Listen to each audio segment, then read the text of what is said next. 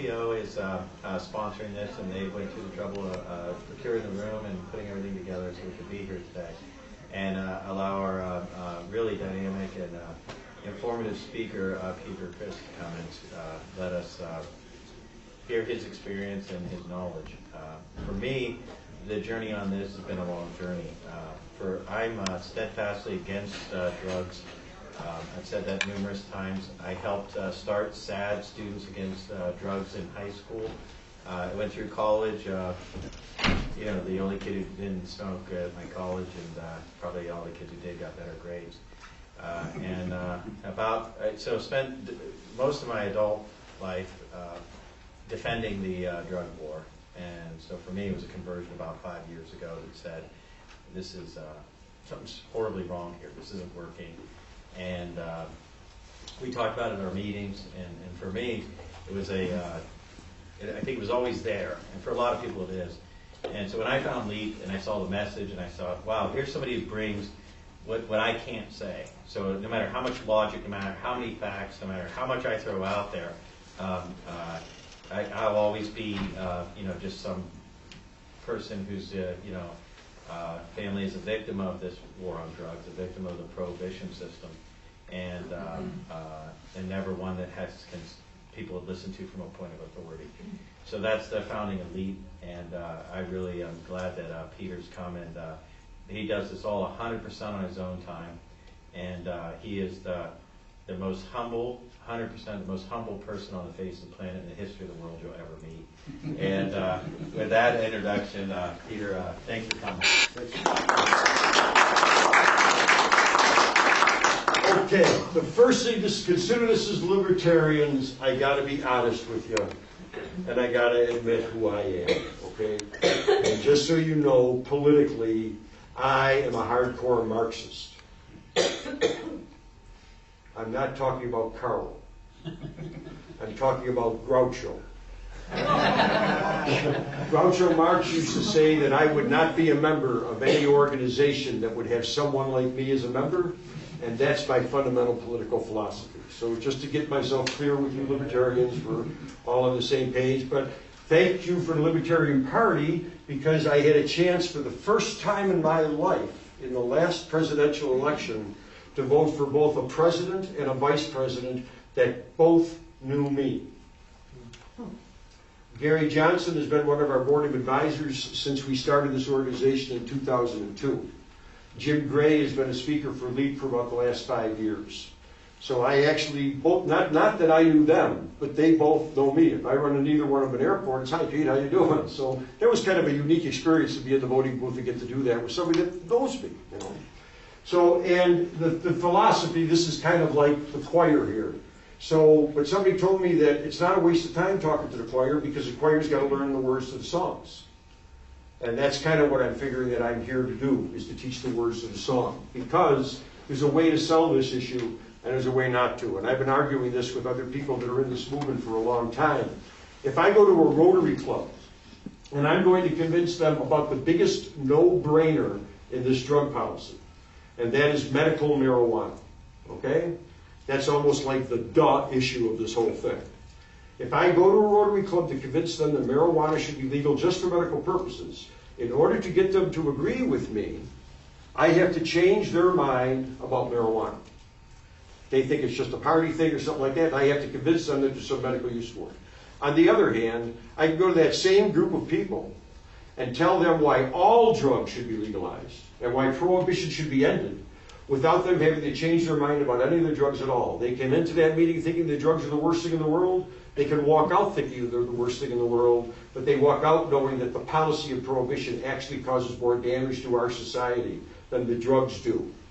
And that's an understanding. I always tell people that at the end of my presentations, and I'm talking about not this type, but the Rotarians, the Kiwanans, Lions Clubs, I get 2 comments at the end of every presentation. I call one the silver comment, and that comment is, boy, I'm so glad you were here this way. I've been thinking this way for years. Finally, somebody's talking about this. That's the silver comment. The gold comment are the people that come up to me at the end of a presentation and say, I never looked at it this way before. Because those words are the beginning of change. When you see something new for the first time, you can never look at it the old way again, and your mind starts to change. So I look at that as a door opening when people say that to me. They don't always support my position at that moment, but at least now they're thinking about it differently before. This is what we are at LEAP, and I am one of the, in fact, thanks for doing that, because I just realized I forgot to turn my phone off. Hold on a second. Okay, now I feel safe. I am one of the co-founders of LEAP. I had this idea for this organization back when I first retired in 1989 and I first got into the drug policy issue, and I would go to conferences and things like that, and I would say, you know, we ought to get an organization going of law enforcement people to speak to this issue, because turn the phone off. Because we need law enforcement people, because law enforcement people bring to this a credibility that a lot of other people don't bring to it when they're talking about this issue, as Ken just said in the introduction. And the idea for LEAP, when it came into my mind, was based on the concept of Vietnam Veterans Against the War. You remember that group from back during the Vietnam days?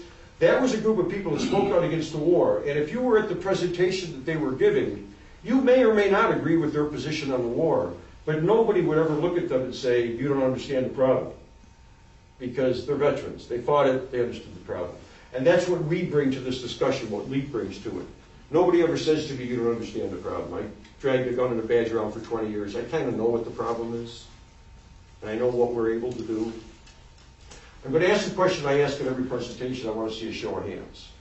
Now, when Nixon kicked off the drug war, the war on drugs, when he titled it that, he never told us what victory would look like. So I'm going to assume that victory can only mean one thing. If we're in a war, victory means that we've defeated the enemy.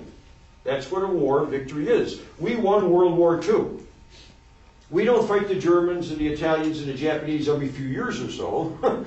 The war's over, we won, it's done.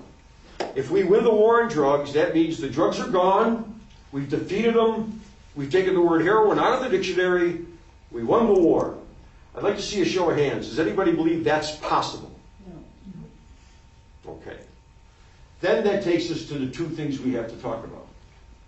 If we cannot make drugs go away and they're always going to be part of our culture, then our only real choice is who runs the marketplace. Who's going to be selling these drugs in our society? If we can't make them go away, then that's the only choice we got. The current policy decides that having gangsters, thugs, and terrorists run the marketplace is a better system. Having 14-year-old children on street corners selling drugs. They think that's a better system. We at LEAP believe that a better system is a regulated and controlled marketplace.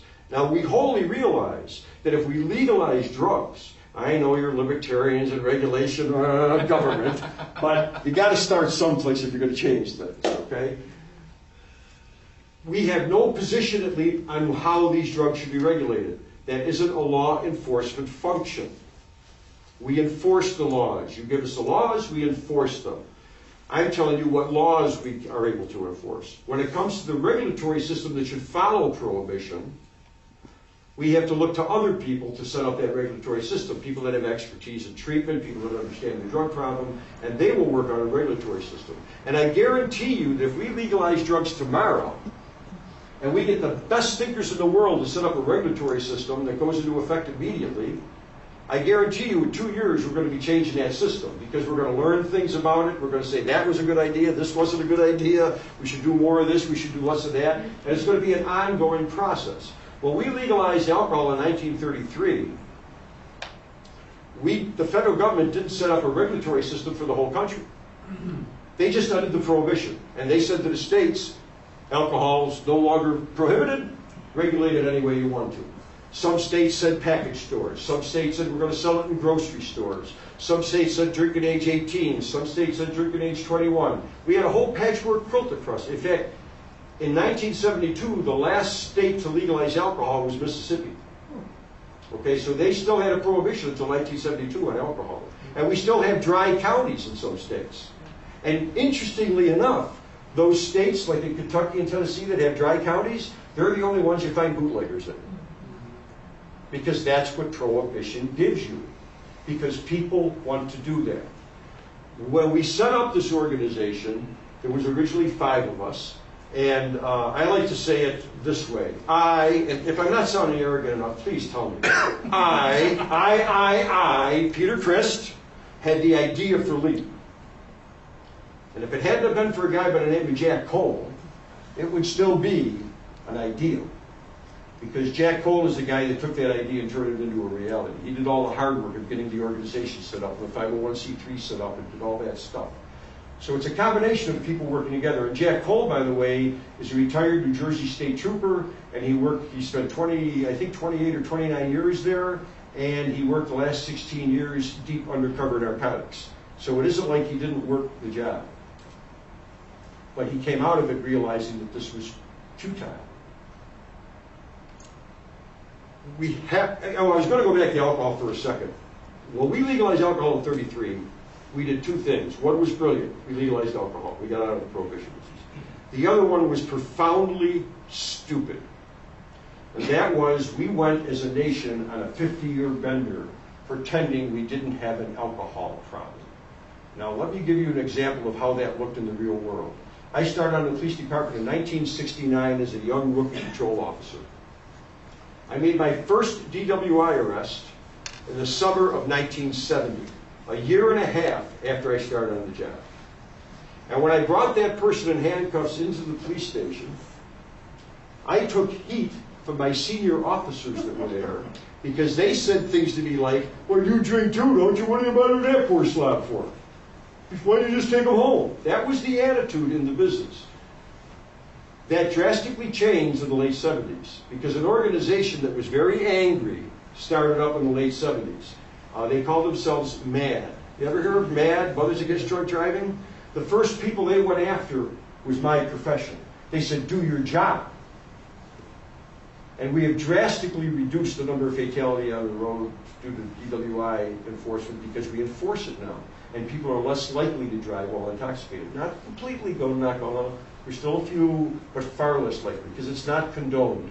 I don't want us to legalize drugs and then go on a 50-year bender pretending we don't have a drug problem. We have a drug problem in this society. And we have to deal with that. But the reality is we can't honestly deal with it until we bring it out of the underground. If you're an alcoholic and you live in our society today, and by alcoholic I don't mean you're in recovery, I mean you're drinking every day, but you don't drink and drive, and you don't hurt other people or other people's property, what do we do to you? Nothing. Nothing. What do we do for you? Nothing. Oh, yeah, we do. No. Okay. First off, we guarantee you a purity of product only. Right? When you buy that bottle or whatever, you know what's in it. Right? You know there's no rat poison mixed with it or whatever. You know what it is. Also, we provide you as much as we're able to with a safe place to purchase and use the product in. Licensed taverns, liquor stores, things like that. And we also give you and provide for you treatment on demand. If you decide you want to get out of this behavior, go to an AA meeting, anybody can walk in the door, no problem. Now let's compare you to another American citizen, the heroin addict. But let's compare them equally. This heroin addict uses every day, just like the alcoholic, but doesn't use and drive and doesn't hurt other people or other people's property. What do we do to them? If we catch you, we hang a felony conviction on it. We say at LEAP that you can recover from your addiction, you never recover from your conviction. That goes with you to every job interview for the rest of your life. What about purity of product? Who knows what you're buying out there on the street? What about a safe place to purchase and use the product in? I'm just going to give you a little piece of advice here. If you're planning on taking the family out for dinner Friday night, don't take them to a crack house. Okay? It's not a safe place to go to, all right? And what about treatment? Well, it's interesting.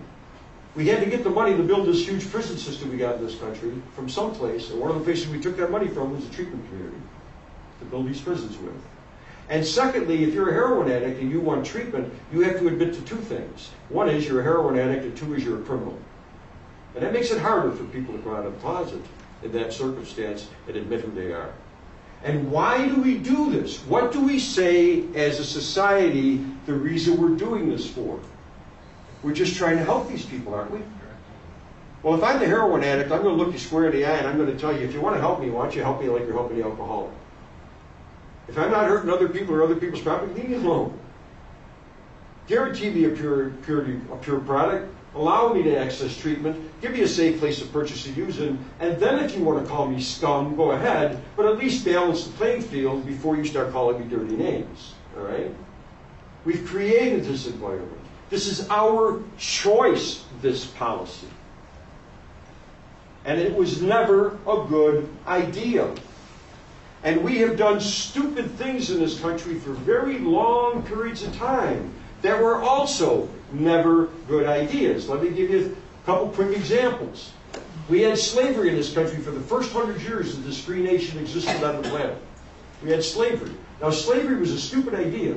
Not just morally, but economically, slavery is a stupid idea. And I'll give you a perfect example why. How many people here have children? Raise your hands. Okay. How many people want their children to live with them forever? Bull. No, and the reason you don't want them to live with you forever isn't because you don't love them. It's because people are too expensive to own.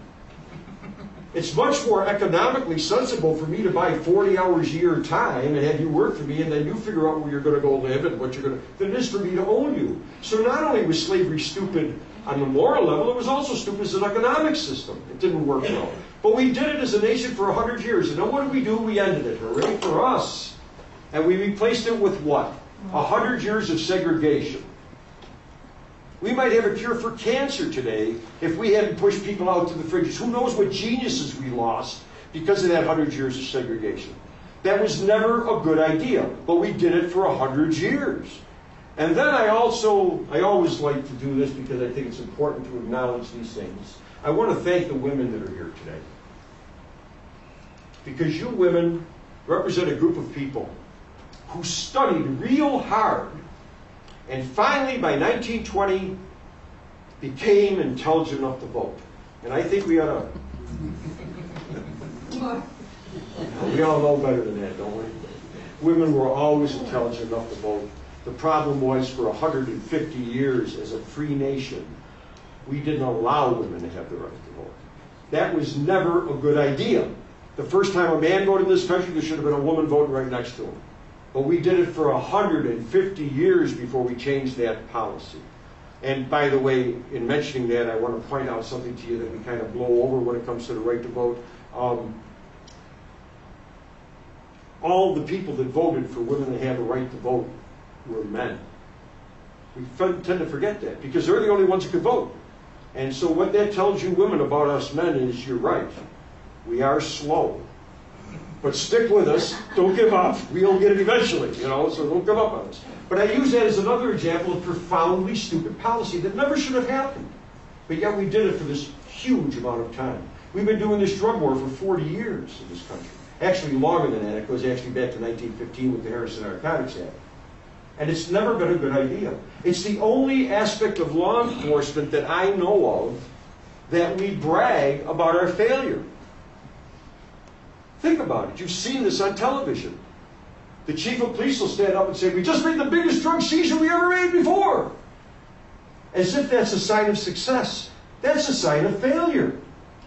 I mean, if we were successful in this endeavor, the amount of drugs we seized would be going down every year because we were grabbing it and we're stopping it. But they go up every year because it's a failure. Again, and I can't say this often enough, drugs are terrible. Don't use drugs. But that doesn't mean you should be a criminal because you don't take that advice. It's a choice that you make. And when we picked the name law enforcement, I came up with it against prohibition.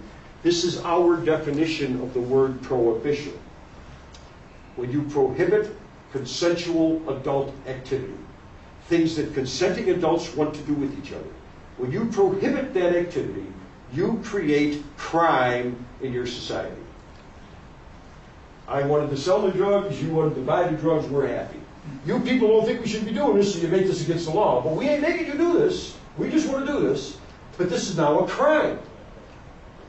And here's the other really bad part about it. If there's money involved in this activity, you create violence in your society. Because if I rip him off or he rips me off, we can't go to the civil court system to settle our dispute. We have to settle it in the streets. And the problem with the streets is this. It isn't just the drive-bys that live in the streets. It's also the normal people that walk the streets too. and we get caught in this violence from time to time. And we're doing this all for the right reason. We're just trying to help people, but we're on the wrong course. And we have to change it. This will continue as long as we stay silent about it.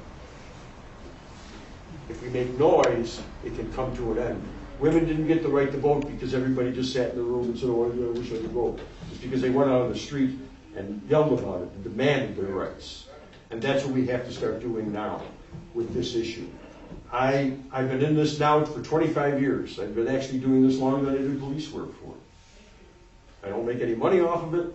They pay my expenses at least when I travel. In fact, when I first retired, my lovely wife said to me, what are you going to do next? I said, I'm going to get involved in drug policy reform. I have to do this. It's too big of a thing. I have to do this. And I said, I don't know if I'll make any money doing it, but I promise you it won't cost us anything. So I make sure that my expenses are paid for if I travel, but that's all I get out of this. And that's all any of our speakers get out of this. They do this out of their heart because they know what's going on here, and because we work in the streets. We understand this job.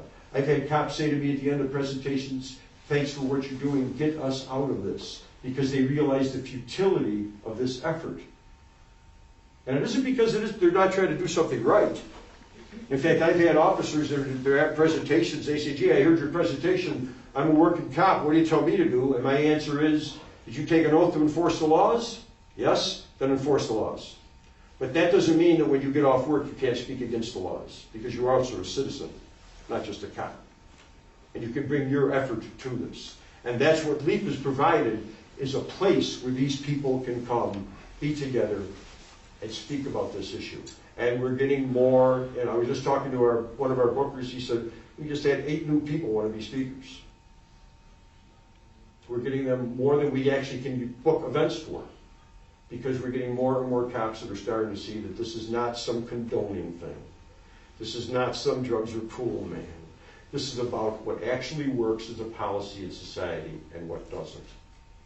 One of the arguments that you're going to get all the time is if you legalize drugs, what kind of a message does that send to the children? It's condoning. It's saying it's okay. Well, I use cigarette smokers as an example. I've been a smoker since I've been about 17 years old. I remember when I was a smoker, and if any of you people used to be smokers, you remember this too. Remember 15, 20 years ago when we were completely condoned in this society as smokers? 15 years ago when I walked in there would have been an ashtray on every seat. I could get on an aeroplane 20 years ago, fly all the way from LA to Los Angeles, smoking all the way.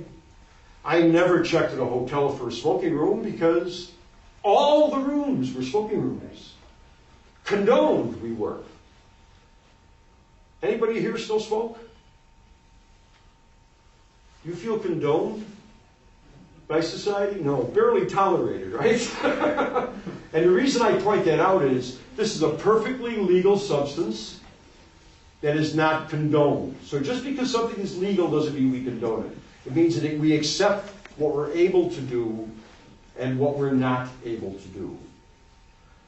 Does anybody here know what the first historical event of prohibition that we have any record of? Anybody know when that was?